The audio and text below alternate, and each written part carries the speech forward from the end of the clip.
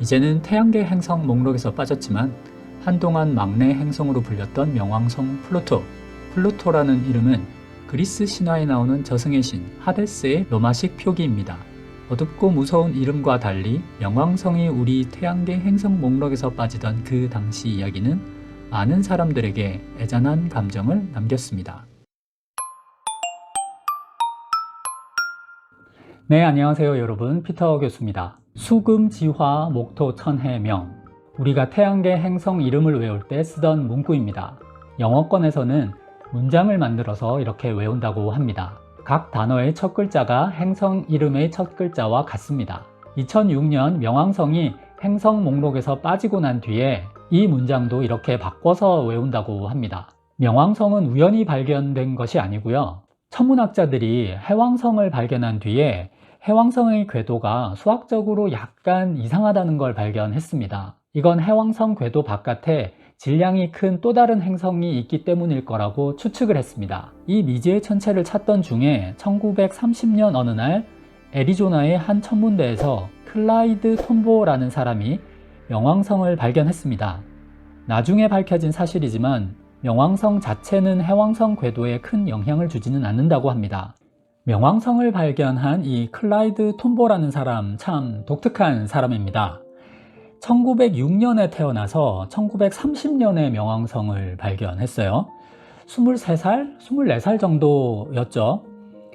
대학에서 천문학 공부를 하다가 이렇게 된 거냐? 아닙니다. 대학에 갔어도 기껏 학부 마쳤거나 대학원생 정도 됐겠죠. 놀라운 거는 이 사람이 대학에 들어간 게 1932년이에요. 명왕성을 발견하고도 2년이 있다가 대학에 간 겁니다. 그러면 이게 어떻게 가능했냐? 이 사람은 타고난 천문학 천재였어요. 요즘 표현으로 하자면 천문학 덕후? 별을 항상 보는 학문이니까 별덕? 이렇게 표현할 수 있겠네요.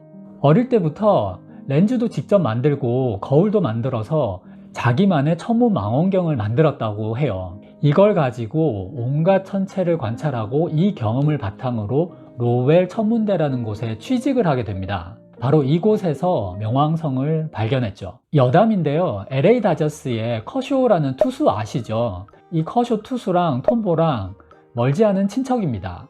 톰보가 커쇼 엄마의 삼촌이에요.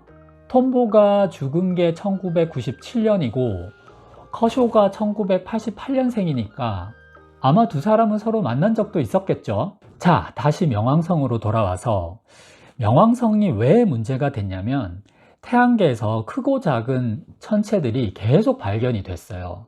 대표적으로 명왕성 궤도 바깥에서는 에리스와 하우메아라는 천체가 발견됐고요. 화성과 목성 사이에는 세레스도 있습니다. 명왕성을 행성이라고 분류해버리면 새로 발견된 천체들도 전부 행성으로 분류해야 하는 문제가 생긴 거예요. 사실 명왕성의 궤도나 질량 등을 고려했을 때 행성으로 분류하기에 조금 모자란 부분이 많이 있었어요. 관련해서 2000년대 초반에 미국에서 논란을 일으킨 사건이 하나 있었습니다. 뉴욕 자연사 박물관에 가시면 헤이든 플래네테리움이라고 있습니다. 거기가 2000년에 리모델링을 하면서 명왕성을 제외하고 8개의 태양계 행성만 전시를 했어요. 시설 디렉터였던 닐 타이슨의 아이디어였던 것으로 보입니다. 왜냐하면 이 사람이 명왕성을 태양계 행성 분류에서 제외해야 한다고 공개적으로 주장을 했거든요. 닐 타이슨이라는 이 사람은 미국에서는 국민과학 선생님 정도 된다고 보시면 됩니다. 과학 관련 대중 강연도 많이 하고요. 언론에도 자주 나와서 인기가 많은 분입니다. 이 사람이 명왕성을 태양계 행성 리스트에서 빼자고 하는 바람에 특히 어린 아이들한테 항의 편지도 많이 받았다고 합니다. 그래도 아닌 건 아닌 거죠. 국제천문연맹이 2006년 8월 24일에 총회를 열어서 명왕성의 행성 지위를 놓고 논의도 하고 투표도 진행했습니다. 결국 외소행성이라는 분류를 새로 만들어서 명왕성을 이 분류에 넣기로 하고 태양계 행성으로 분류되기 위해서는 질량이나 궤도 등이 어떤 특정 조건을 만족해야 한다는 것을 명시했습니다. 이 결정에 대해서 미국은 사실 반응이 좋지 않았어요. 왜냐하면 명왕성을 발견한 사람이 미국 사람이었거든요.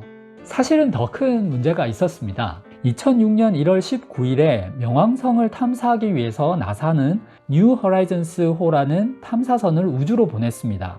명왕성이 행성의 지위를 잃기 전이었죠. 약 10년을 날아갈 계획으로 탐사선을 쏘아 올렸는데 불과 7개월여 만에 발사 목적이 퇴색돼 버린 겁니다. 개인적 상상이지만 나사는 아마 이때 비상 상황이었을 거예요. 탐사선을 보낸 다음에 계속 통신해야 되고 자료 분석해야 되고 그런 일들을 계속 연구팀이 해줘야 되는데 결국 이러려면 꾸준히 연구비가 조달돼야 되거든요. 근데 프로젝트의 목적이 프로젝트 과정에서 애매해지거나 바뀌어버리면 연구 지원비가 또 줄어들거나 없어질 수도 있어요. 아마 프로젝트 PI는 이때 하루하루가 가시방석이었을 겁니다.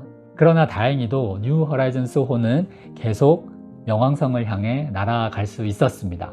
2015년 7월 14일 탐사선이 지구로 명왕성 사진을 보내왔습니다. 명왕성 표면에 큰 하트 모양의 지형이 보이잖아요.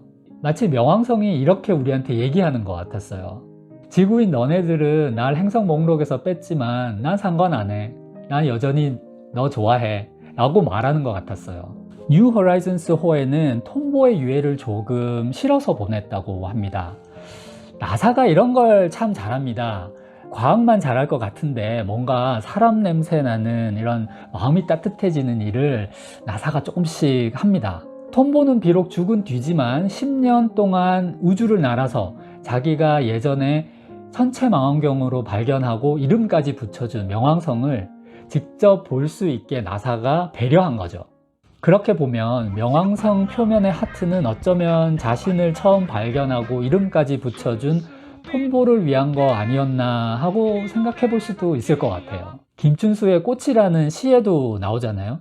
내가 그의 이름을 불러주었을 때 그는 나에게로 와서 꽃이 되었다. 이름을 붙여준다는 건 존재의 의미를 인정한다는 거겠죠. 톰보가 명왕성을 만나는 장면을 상상을 더해서 영상으로 한번 꾸며봤습니다. 이 영상으로 오늘의 이야기를 마무리하겠습니다. 함께 해주셔서 감사합니다. 지금까지 피터 교수였습니다.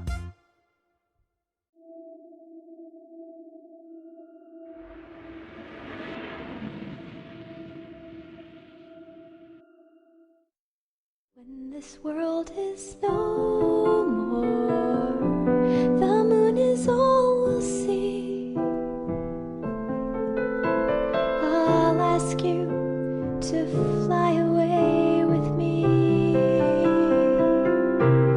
until the stars all fall down. They empty from the sky, but I don't mind. If you're with me, then everything's alright. If you're with me, then everything's alright.